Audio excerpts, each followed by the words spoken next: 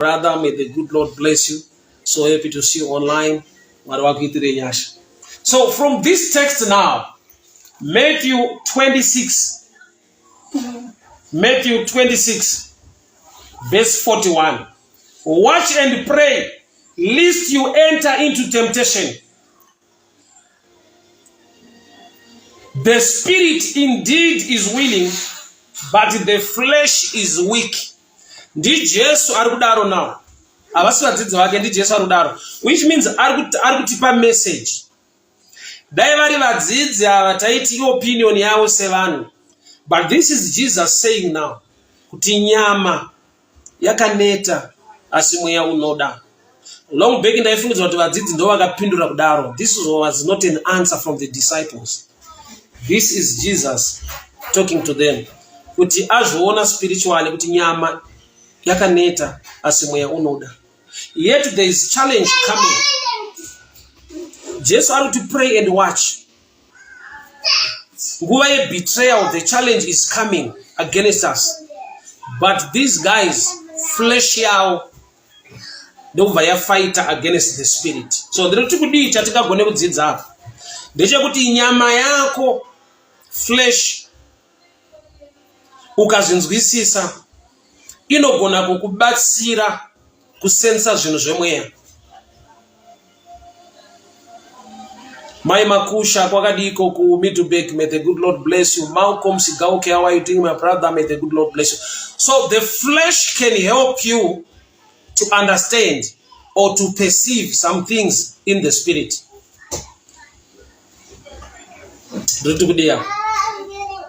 Paunonzwa nyama kuneta, iyo wapika a signal of prayer.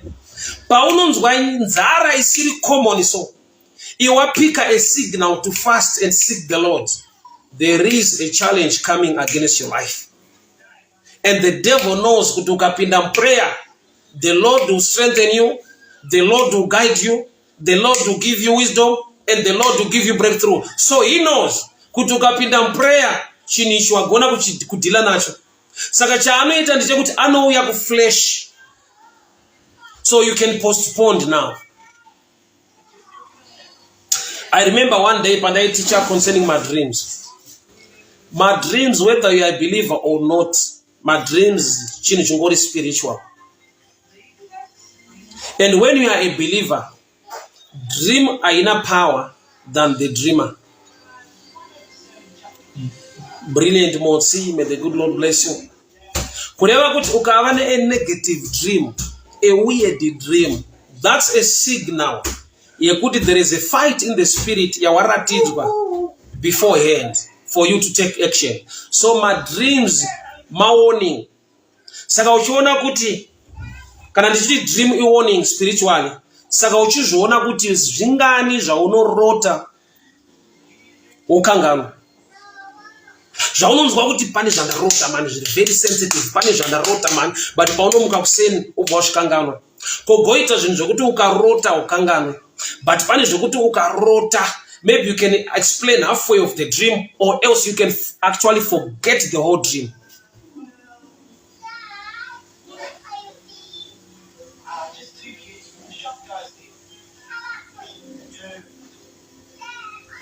Pastor Winyasha Vengere, how are you doing, my brother? How are you keeping? May the good Lord bless you. Thank you so much for tuning in. Last time, Mwengi, how are you doing? May the good Lord bless you.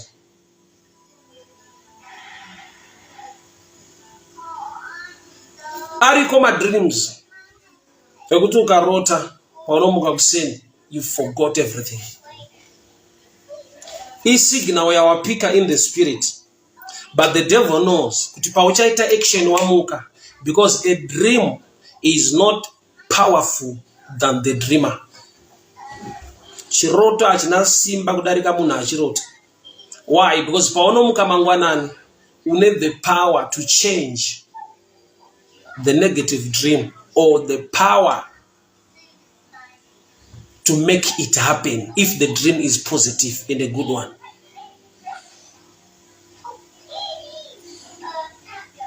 Pane pekuti ukava nechiroto chakanaka pane pauti unongochirota zvinhu zvakanaka uchingorota zvinhu zvakanaka iri a signal yekuti good things spiritually zviri meant kukuloketa nekupane zvakanaka zvoda kuitika muupenyu hwako. Ukangozvirota then you relax. The devil anoita temper around that thing otochifaita chobva mupath yeupenyu hwako. But ukarota chakanaka, you have also the power rekuchidhonza kubva munyika yemweya kuti chimanifeste munyika yenyama. Amen. The dream is no power than the dreamer. The dreamer is more powerful than the dream. Muroti ane simba kudarika chiroto. Why? Because paunomuka mangwanani, if it's something good, chiri positive, you can pray. By prayer, you are taking jinchaona in the spirit to cause it to manifest in the flesh. If the dream is negative, you also have the power to cancel that negative dream. So dream is also a spiritual signal muupenyu hwemunhu. Saka zvinoitika ndezvekuti paunomuka mangwanani, because pawarota chiri a spiritual thing. Pawamuka mangwanani kuti uchimake a decision wakuimeka in flesh, in thinking, kuti ndoitei pamusoro pechiroto chandarota. Ndongoudza vanhu here, ndonamata nezvazvo here, ndokansela here chinichi, kana ndodeclare kuti chimanifeste muupenyu hwangu. So flesh pachayo, nyama, painova weak, iwe wapika a signal yechinhu chiri spiritual. That's a sign yakuti the devil does not want you to achieve chinhu ichocho. Saka wachirota anokuataka kukanganwa, akasaataka kukanganwa anokuataka kuti you just ignore it. Unongochitoziva ndarota zvakati, but you just ignore. Nokuti pane pamwe pekuti unongochiti ini zvandorota zviitike. Chinoita zvisaitike ndechekuti chikava chiroto chawarota ukangochiignore, hachina kuzowana the backup, the power from the dreamer. My Ruva, hope may the good Lord bless you. Thank you so much for tuning in. So Jesu ndiye ari kuti mweya unoda, the spirit indeed is willing, but the flesh is weak. In that very hour, vari muGetsemane, the enemy is about to come. Attack irikuda kutoitika to Jesus and the team in Gethsemane. So Jesu ari kuda kuti vadzidzi vake vapinde muprayer. Why? Because pamunopinda muprayer, nyangwe pane chiri kuuya, you act accordingly, or God will give you the revelation or the knowledge on what to do. That's why makaona kuti pakazouya the team ina Judas, Peter akabvisa banga raanga ainaro akacheka nzeve yemunhu. Havasi meant to fight back, but nekuda kwekuti havana kuita engage in prayer because of the flesh, kumeka ma decisions panyama, and the decision ya Peter yekucheka munhu nzeve is not the right one. Jesu ahapo kuti adefend nevadzidzi vake. Why? Because iye muprayer atoti baba kana mazvitendera, if this cup kuri kuda kwenyu ngazviitike saizvozvo. Oh my Father, if it is possible, let this cup pass from me. Nevertheless, not as I will, but as you will. But as you will. So Jesu ari an agreement nepfungwa yaBaba yekuti agone kubatwa aendwe naye kuGetsemane. But because the disciples havana kuita engage into prayer, they are now fighting. Vachita sekunge vari kudefenda Jesu, yet they are fighting against him. Rega ndipatsanangure moshe papa. Zviri kuitwa naPeter zvekucheka munhu nzeve zvokuda kudefenda Kristu, he is wrong. Nekuti Jesu paapinda muprayer watenda kuti Baba kuda kwenyu kuitwe. So he is ready to face the cross. He is ready to go to Calvary. But because the disciples didn't pray, vakumeka ma decisions panyama. So parikuedza kuda kudefenda Jesu is actually fighting destiny ya Kristu. Nokuti wakauya panyika kuti anotifira pamuchinjikwa. Saka uyo akuda kuedza kudefenda, ari kutoedza kuvhara zvaakainga nezvaatenda kuti asangane nazvo. So flesh ya contributor now kuti vaite ma wrong decisions. Ari kubva mukana wa mindset mukufunga kwavo. Because havana kuengage into prayer. Chavafighta chavatadzisa kuengage into prayer chi. Nyama yanga yakaneta. Munhu anoneta, that's true. But issue of prayer iri ma dimensions akasiyana. Seer one, prophet, Ephias Jengeta, how are you doing? Say, so happy to see you online. I'm so humbled to see you online, man of God. God bless you. Thank you so much. Judith Rusenza, you're welcome. God bless you. So, Jesu party. Nyama yakaneta asimwe ya unoda. That's a revelation for us now. Kuti pese pa unonzwa nyama ichineta, iyo mweya uchida wapika a signal to pray, there is a challenge coming. So as a believer now, one advantage yekugona kuita perceive from the flesh or from the spirit. How? In spirit unopika signal. Kana watadza kupika signal in the spirit to pray. Pa unonzwa nyama ichidauta, ichiramba, ichineta, that's another signal. The enemy is coming against your life. Pastor Mazvananga, how are you doing? Boxbag. So happy to see you online, General of God. I'm so humbled to see you. May the good Lord bless you. May the good Lord protect you and favor you. In Jesus' mighty name, amen and amen. So you can pick the signal in the spirit. Kana flesh ya neta. You can also pick the signal now from the weaker flesh. Ukangoona wakusumuka imwe nzara dera warongo ndoda kutsanya pasumuka imwe nzara iri too much, iri serious kuma 8 kuma 10, ziva kuti you are doing the right thing and the devil is not happy. So you need to pray now. That's why fasting zvinofamba hand in hand with praying. You pray for God to strengthen you. You pray for the Spirit of God to strengthen you. Why? Because it's a spiritual thing. Wakaipa ahadi. So team ya Judas is ready to strike. Is ready to come against Jesus. Getsman. Jesu anovati, why matadza for an hour? Hongu nyama yakaneta, savaneta sei kana nyama yakaneta. Nyama ikaneta kusvika pa level yekuti augone kushama muromo. Hey, it's something else.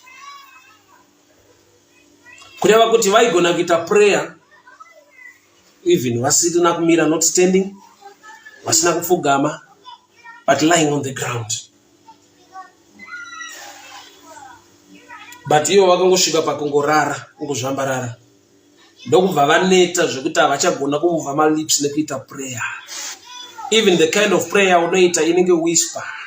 Bible rovha rati even mweya mutsvene unotibatsira kunyengetera even in the groundings. Kuti hauna mazwi ekutaura simba hauna, but you are grounding before the Lord. Ma groundings kunenge kugomera. Pick a signal. I'll give you my testimony. It's so painful. It happened to me. It's so painful. It happened to me. 2014. The very week my son passed away, I had a dream I saw a golden coffin. It has a in a dream. That's the part you do not remember. In that very week, then namuka and now ndaka share naye.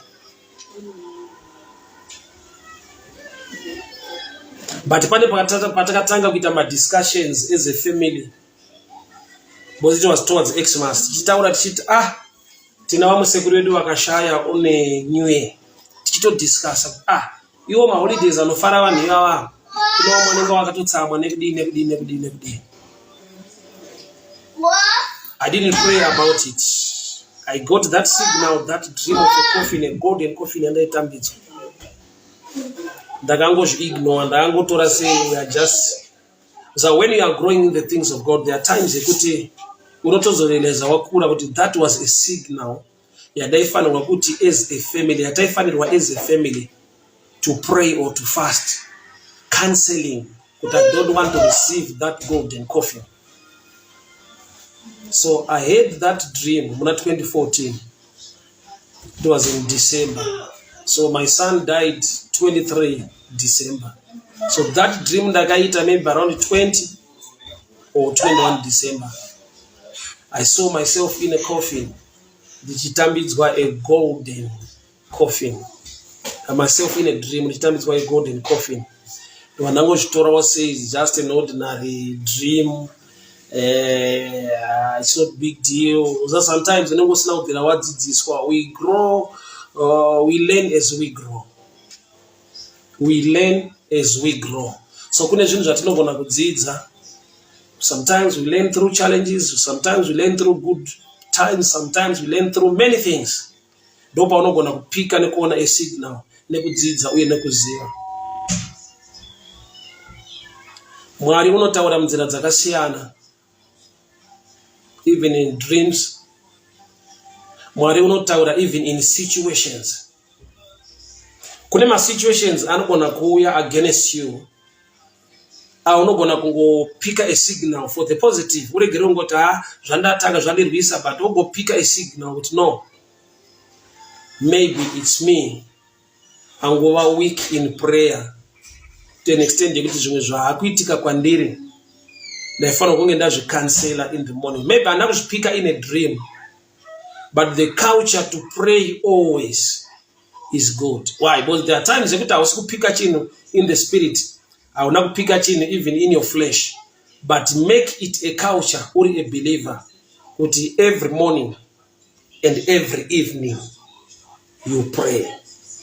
You pray uchimuka, you pray uchirara. Why praying uchinorara? Time ya unenge wakarara mune ma spiritual activities anoitika.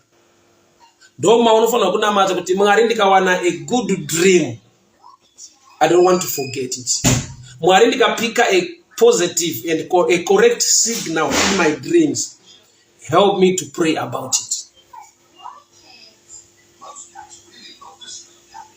Mary, Abigail, Gabriel, may the good Lord, Angel Gabriel, may the good Lord bless you. So happy to see you online.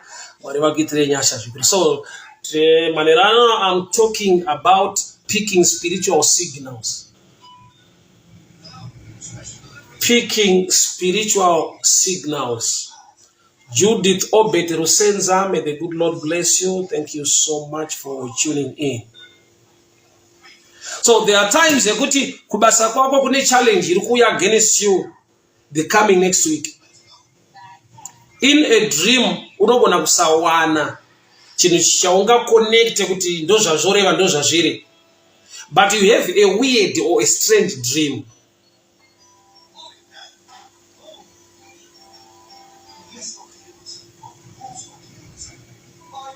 Saka chinoitika ndechekuti wakaipa unokupa kukanganwa.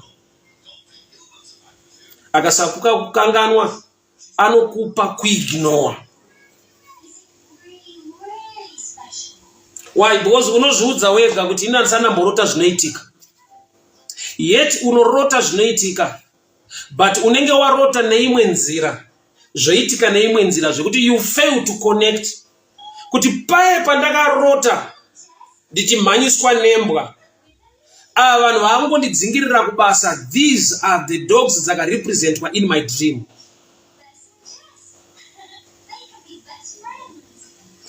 Animal world inorepresenta vanhu futi panyika mumadreams. Nyoka dzaunorota vanhu, imbwa yaunorota munhu, zvigure zvichikumhanyisa uchidzingirirwa uchitadza kumhanya, those dreams, they are just a signal yekuti kune zviri after your life. But kupika a dream grace, favor. Why? Because kune vanhu vasingarote manje. Mwedzi unopera asina any dream yaaita, 3 months or 2 months, kana akatoita madreams acho anotomakanganwa.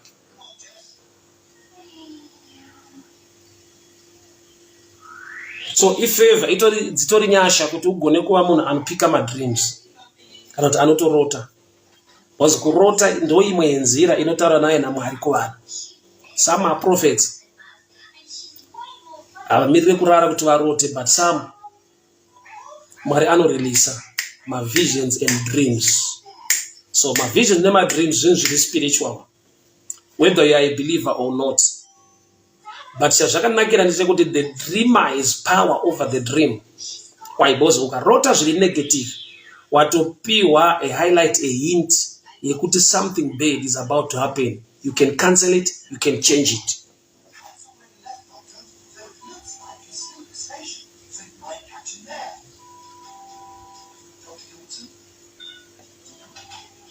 Dream life yezviroto, life yekuti munhu waonirwa nyasha kuti apike a signal kuzvinhu zviri kuitika munyika yamwaya, either against or zviri to your side.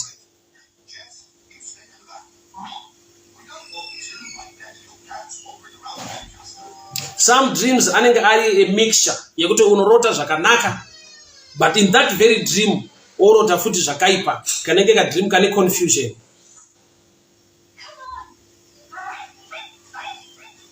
But iyo yekuti wapiwa nyasha dzekuti ugone kuva nechiroto, the dreamer is powerful than the dream.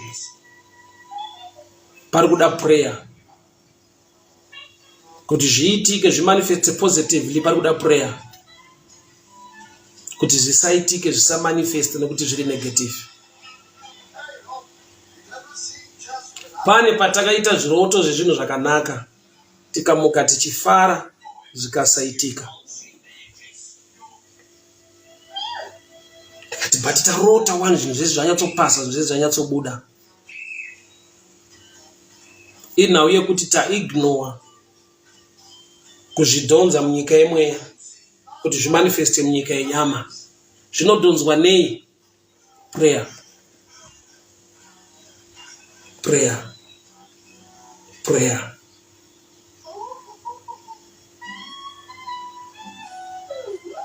Prayer is lifestyle ya believer, whether in trouble or whether mukufara. Prayer must be a lifestyle of a believer. Zvikuru sei ngoti apa ndikutaura mendarereka sei towards my dreams. But I've given you my own testimony. Ezvinhu zvinorwadza. My testimony ezvinhu zvinorwadza. Zvakaitika kwandiri. I lost my son 2014, but the very week I had a dream.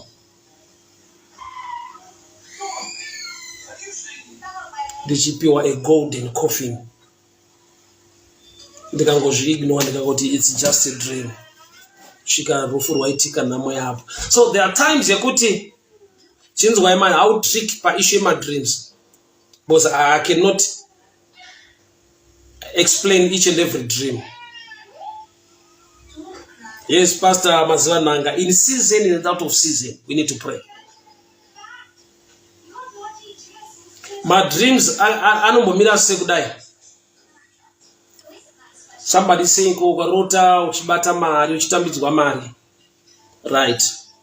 That's a good dream. But wamuka unoitei nazvo. Because mu dream it's halfway, it's half baked, it's half done. But kuti zvichi manifesta now, A dreamer is powerful than the dream. You can cancel or unogona kunamata to make it manifest.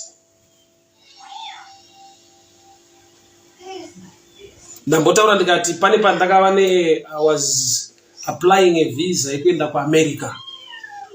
That was before COVID. I applied a visa yekuenda kuAmerica, and my wife shared a dream. That very night, she had a dream. Akatorota tichifara. Achitonditi visa right. I had a dream ndarota muchitopiwa visa renyu muchiyemwerera muchidi. So I just got out of the blankets kugeza uyo ndobva ndamhanya kuembassy. Ndasvika kuye surprise. Vari kudhina visa. But dream mother vanyatsorota dream tichitambidzwa nechidi. Ndo pandakazodiscover now kuti dream it's half baked or it's half cooked or it's half done. The dreamer is power.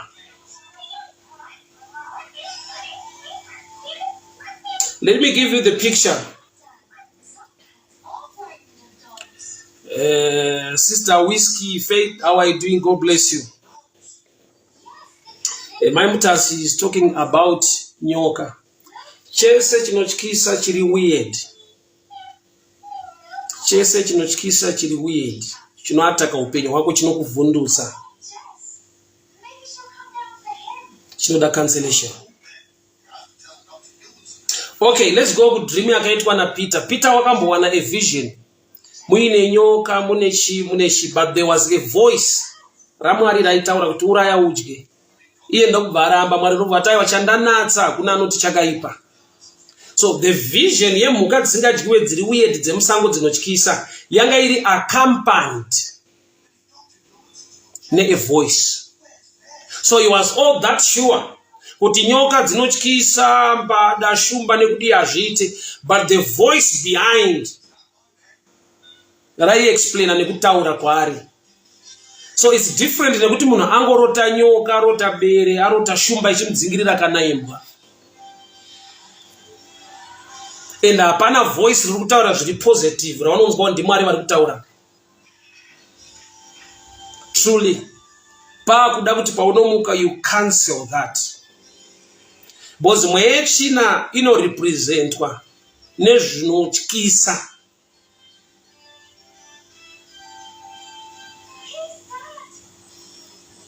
Kana warota chinotyisa chisina back up ye voice riri kutaura zviri positive, truly that's a dream from the pit of hell.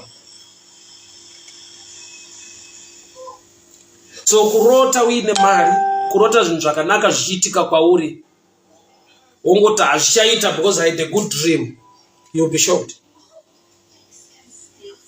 Why? Because pawarota it's half cooked, it's half done. Daniel mindro yake yakariliswa kubva kudenga, but ndokubva yabatwa nemuchinda wePersia isati yasvika kuna Daniel. Kuroti denga parakupa eklu pararelisa mari yako, basa rako, muchato wako, watozviona iwewe.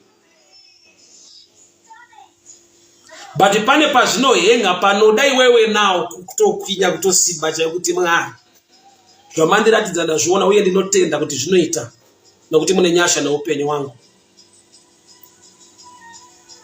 Every hand of the enemy, every blockage, every evil altar iri kuda kukonzera kuti zvisamanifeste ndo yaunofanirwa kurwa nayo.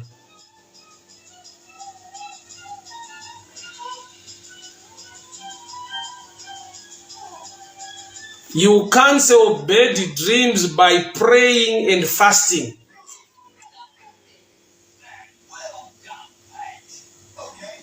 You cancel every negative or bad dream by praying and fasting. Sawati zvinoti paunotoda kutsanya, Satani aziziva kuti wapika signal in the spirit yekuti pane zvoda kukuataka, unoda kutsanya, nzara yaunonzwa ipapo 8 ichingokwana. Unoziva kesi iri serious. The devil knows kuti pandoda kuita engage the spirit of God in prayer and fasting, anonzwa kuti nzara ngaichienda iko, flesh inonyanya kudominatwa nezvozvo. Saka Jesu ataiwa mweya unoda. Saka uchiona kuti wese anoda kunamata anoda kuita zvakanaka, wese anamata anoda kuti aite zvinodiwa naMwari zvakanaka. but the flesh in a stronghold inorarama munyama imomo inokuti prayer imbomira.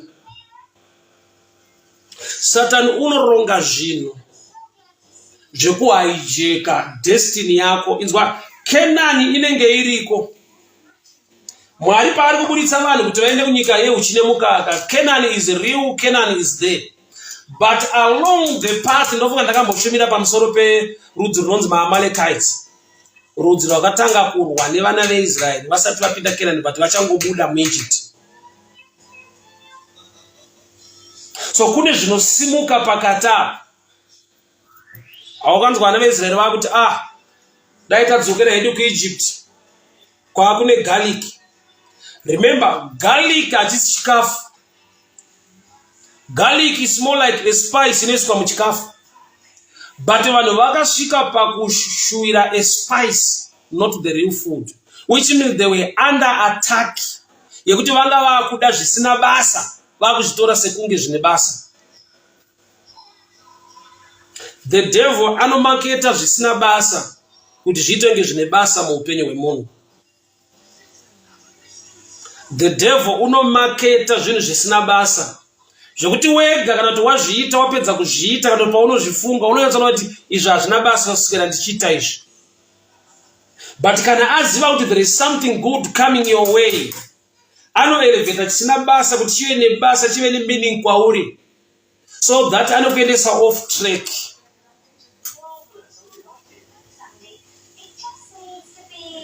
Makatabosha tabalande.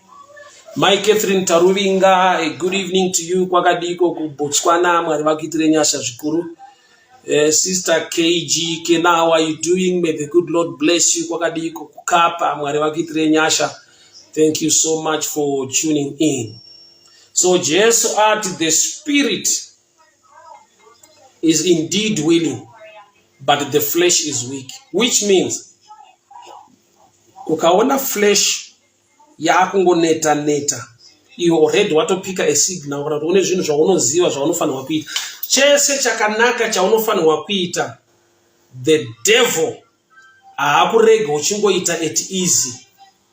Ane zvaanopresenta, ane zvaanoda kukuudza, ane zvaanotraya kuita, so that wega unongonzwa kuneta wobva wasiyana nazvo.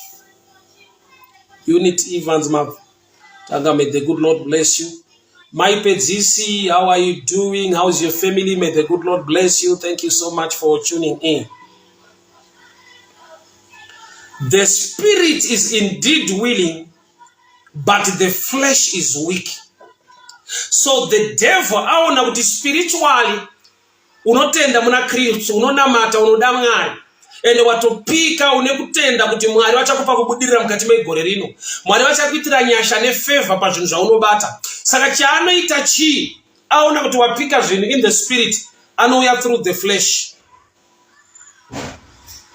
Kana nchiti through the flesh, kureva kuti dzimwe nguva haauya achizvitaura mauri kuti ita izvi, but he can send people to your life. Kune vanhu vekuti unoita nguva usiri kuvaona, but pese panoda kuitika chakanaka muupenyu hwako unosangana nevanhu ivavo. I don't know kana nchitaura nemwe munhu, but can you relate? One or two guys, can you relate? Kuti kune vanhu vanotange vanonyumwa, kunge vane mushonga, kunge vane zvinhu zvavanazvo. Pese panoda kuitika chinhu chakanaka muupenyu hwako, vanokufonera, vanokumhoresa, vanosangana newe, vanokutsvaga. Ameno kana pane akamboexperience chinhu chinenge ichocho. Pastor Bakan Tupane, House Botswana, may the good Lord bless you. So happy to see you online. Mwari vakuitire nyasha zvikuru. The spirit is willing, but the flesh is weak. Flesh nyama inorepresenta inini, iwewe, vakatikomberedza. Kune vanhu muupenyu wekuti kana wa receive a good news, kana kuti une a good promise, une chakanaka chida kuitika muupenyu hwako, vanokufonera, vanotaura newe, vanoronga kwekuti muende kwekunotandara, vanoronga zvimwe zvinhu zvekuti wega unogona kunonoka kupika signal kuti how come ndasangana nemunhu uyu tikatoronga zvinhu izvi akandidivheta kuita pazvinhu zvandaida kuita.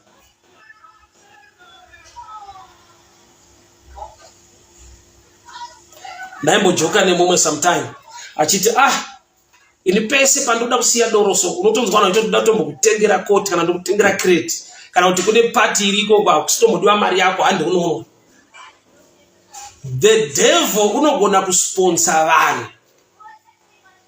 unogona kukumutsira vanhu. Kune maagency ekuti pese panoda kuitika chakanaka kwauri vanhu ivava vanochiziva. So there are times unoona kupedzisira wavenga munhu wechiti ndiye Satani, ari kungoabuswa, ari kungoshandiswa nemweya yechina.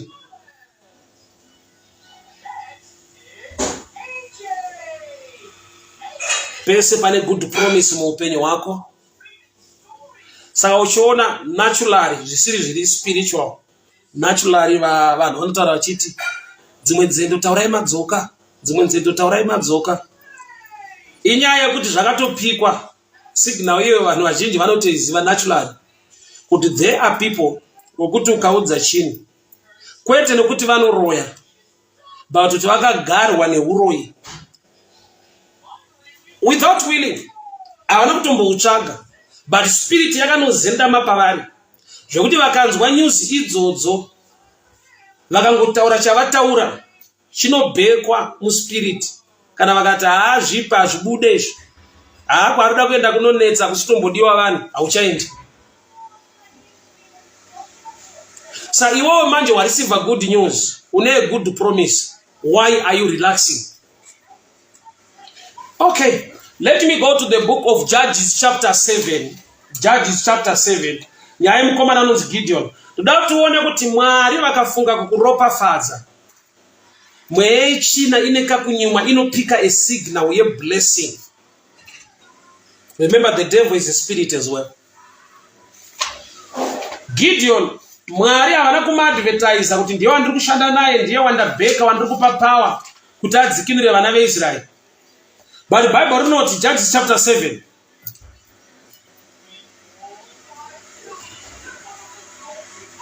Mwari anoti kuna Gideon, kana iwe uchitya chitora muranda wako Pura muende kuvakembe yemaMidhiana. Take your servant Pura. I'll read Judges chapter 7 from verse 9. It happened on the same night that the Lord said to him, arise, go down against the camp, for I have delivered it into your hand. But if you are afraid, go down to the camp with Pura your servant, and you shall hear what they say. Afterward it will strengthen you. Mazvinzwereshi. Mwari vataura naGideon, kana uchitya tora muranda wako Pura uende kukembe yaMidhiana. Uchanzwa zvavanenge vachitaura. Akasvika vanhu vachitaura pamusoro pedream. Munhu achiti ndarota chingwa chebhari chichipunza misasa. Haana kurota zita, haana kurota munhu, but akarota chikafu chingwa. Yet chingwa chebhari ichocho ndiGideon.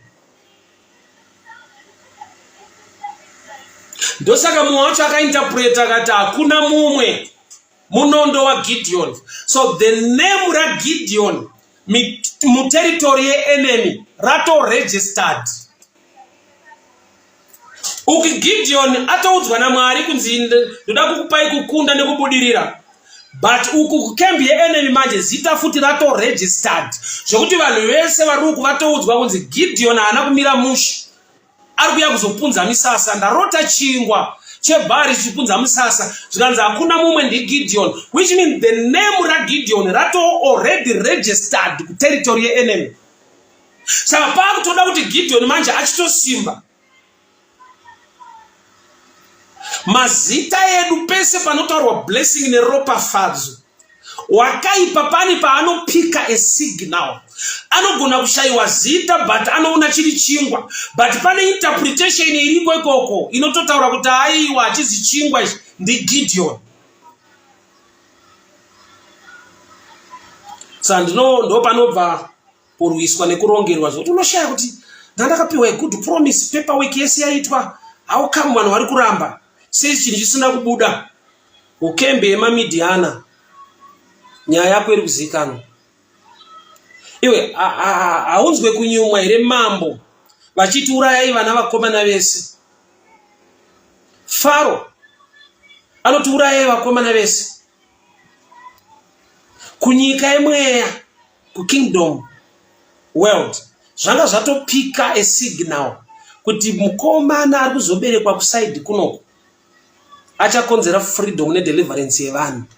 Saka pakatanga kuurayiwa vana vakomana, haasi kungouraya kuti anovenga vakomana. Selection iyo inofanirwa kukupa kunyumwa nekuziva kuti pane zvatopikwa kunzi kuvasikana hakuna, but kuvakomana kune mukomana ariko ane calling yekuti achazoburitsa vanhu. Saka garai maeliminator to wapfana out. Saka uchiona nyaya yako inorohwa ichiri paudiki pakutanga. So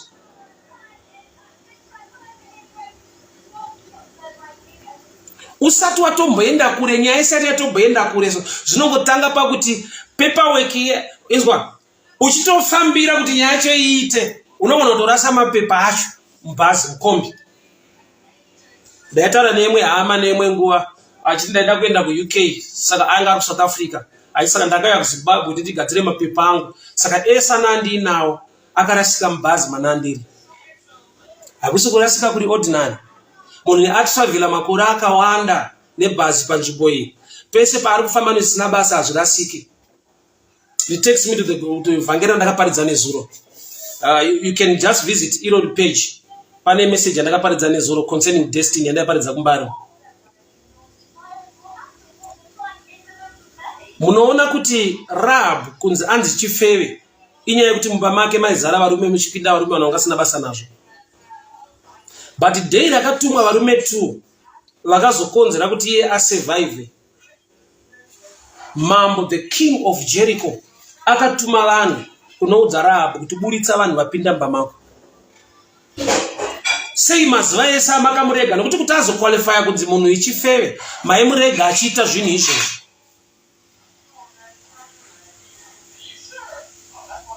But indanhasi pauya vanhu vanounza turn around muupenyu hwake, even the king of Jericho akatonyumwa kuti vanhu vauya mumba maRahab vane destiny yake ngavabude imomo. But Rahab akavaviga. Sir David unoti shoko renyu ndakariviga mumwoyo mangu kuti ndiregere kukutadzirai. Rinotoda kudefendwa, rinotoda kuvigwa, rinotoda kudefendwa, rinotoda kuvigwa. The king of Jericho assigned the people kuti endai kumba kwa Rahab. That's Joshua chapter 2. Joshua chapter 2 from verse 3. So the king of Jericho sent to Rahab saying, bring out the men that have come to you. Remember, there were 2 men who were sent. Those 2 men represent the word of God, the Old Testament and the New Testament. Because David tunoti shoko renyu ndakariviga mumwoyo mangu kuti ndiregere kukutadzirai. Rinoda kuprotectwa, rinoda kuvigwa. Pese panopinda chine destiny, chine blessing na upenyu hwako, kune mweya inosumuka. Kana shoko rati the king of Jericho, kureva kuti kubva rini mambo wemuJericho achimonita zvinoitika mumba maRahab. Paringonzi the king is a shadow picture yekuti the kingdom of darkness. Inoona kuti munhu yatendeuka, munhu yakuda Mwari, munhu arikuda kunamata. Saka launchai attack. Pese paanogamuchira zvakanaka, endai munomurwisa kuti azviburitse. Miles Chigwindi, a good evening to you. Mukoma Arthur Mukota pakadiko pa Lesotho. May the good Lord bless you. Thank you so much for tuning in. Mwari werugare vatichengete, Mwari wenyasha vatigonese. Ndauya kuzodena mweya wokunamata, to revive the spirit of prayer in you. Especially my days aunova ne my dreams. One positive dream aungofara kuti ndikurota magood dreams chete. It's half cooked, it's half baked. Kuti manifest chinyatsoibva chibatike, you make it happen by praying, making declarations over it. Kana iri negative dream, you cancel it in prayer. A dream is greater than the dreamer. Kutowana, kurota, kutowanirwa nyasha, kupika masignals, izvi zvinoitika kuupenyu hwako. Boss dream rinogona kufamba. My Mare, may the good Lord bless you. Thank you so much for tuning in. Pane paunorota zvakaitika kare nepaunorota zvichaitika. There are times ekuti I don't know kana pane munhu anogona kurelata neni. Unorota chinhu nhasi wochikanganwa. Chinhu ichocho chozoitika exactly pachinoitika physically ndo paunozorangarira kuti zvinhu izvi unombotanga uinetseko ndakazviona kupi zvaitika kupotozoona kuti aizvi chinhu ichi ndakambochirota ndikangonyarara ndauchitaura but chaitika exactly sekurota kwandakaita. So my dreams anotravel both sides. Anoenda into the future, anoenda futi backwards. Anogona kutokuudza zvoda kuitika the next hour. You can get a vision yekupika zvinhu izvozvo.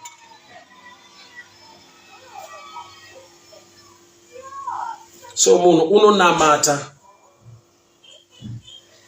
manheru pakurara, munhu unonamata pakumuka. Pray kunamata pakurara ndeyekuti nyasha dzive newe, uve nezviroto zvakakunakira. Mwari vakupikise signal, uve alert pane ma-attacks ese. Mwari vakuratidze zvaunogona kuzoita cancel in the morning.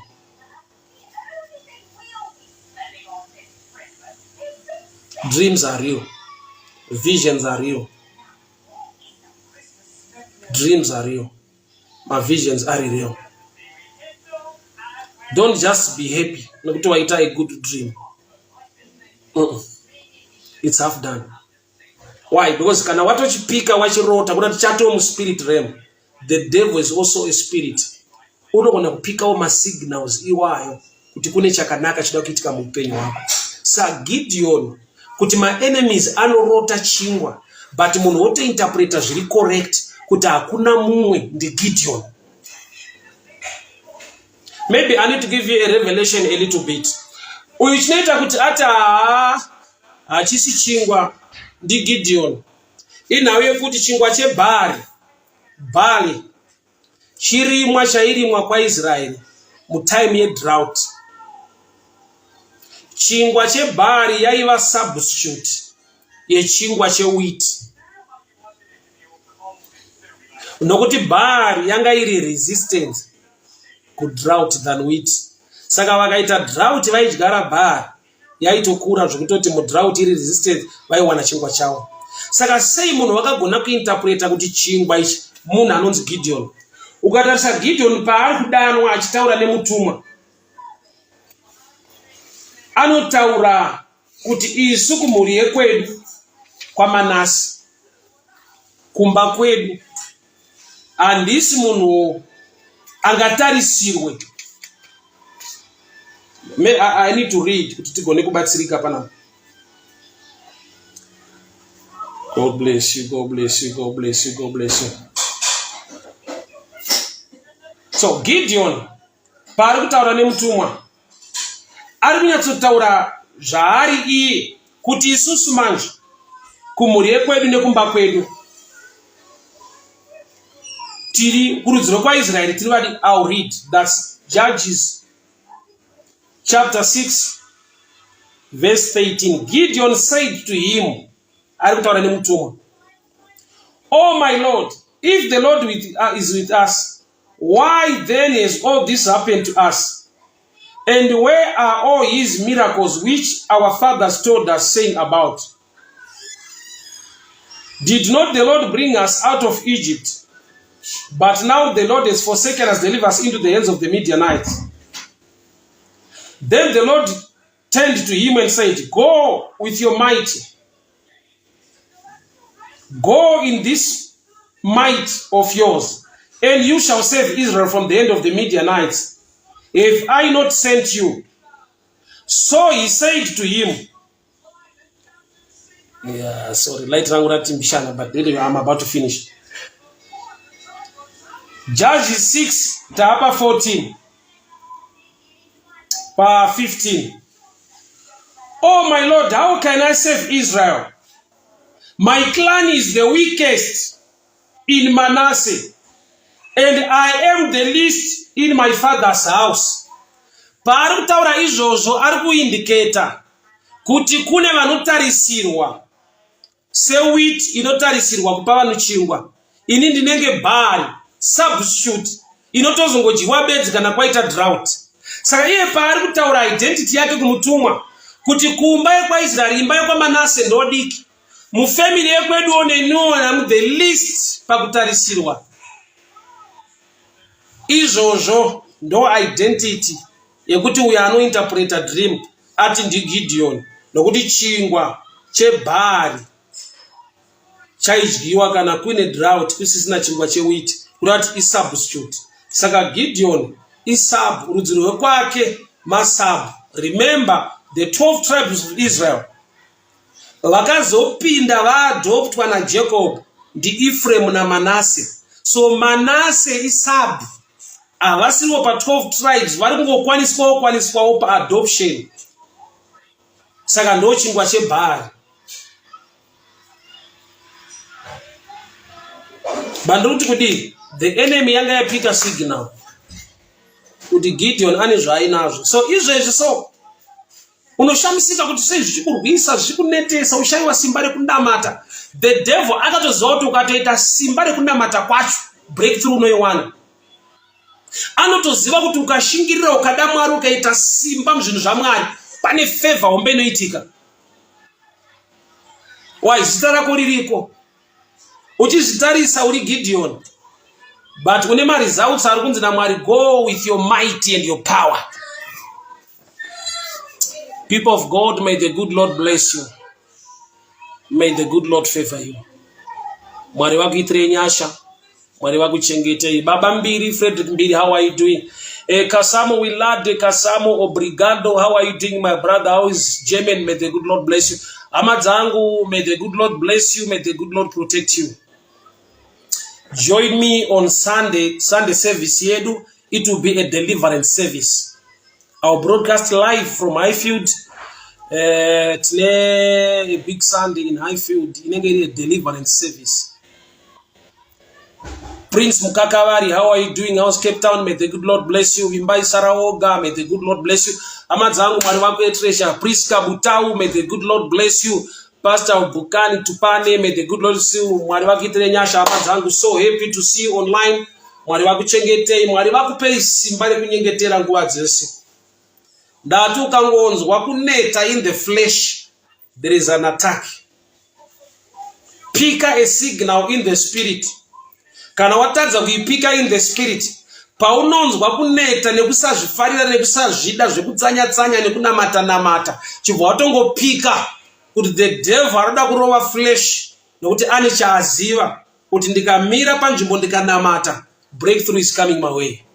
Father, I decree and I declare breakthrough, grace and favor upon your people in the name of Jesus.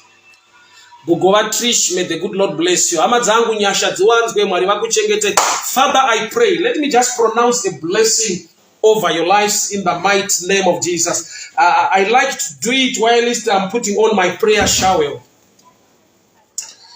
Those are it in the biblical times. The high priests write a prayer shower over their heads and pronounce a blessing to the children of Israel. Baba ndinonamata. Akatidana nechikonzero ndikava mushumiri kuupenyu vana venyu. Ndiri kutaura nyasha, ndiri kutaura kusimbiswa mumweya yawo kunyengetera kutsanya nekukutsvakai. Breakthrough nefavor inobva kwamuri. Nyasha ngadzidurirwe Mwari, mabasa vanobata ngavaendeke. Wakaipa ngaanyadziswe. Ndataura favor, ndataura blessing, protection in the mighty name of Jesus. Amen and amen. May the good Lord bless you. May the good Lord favor you. May the good Lord protect you. May his blessing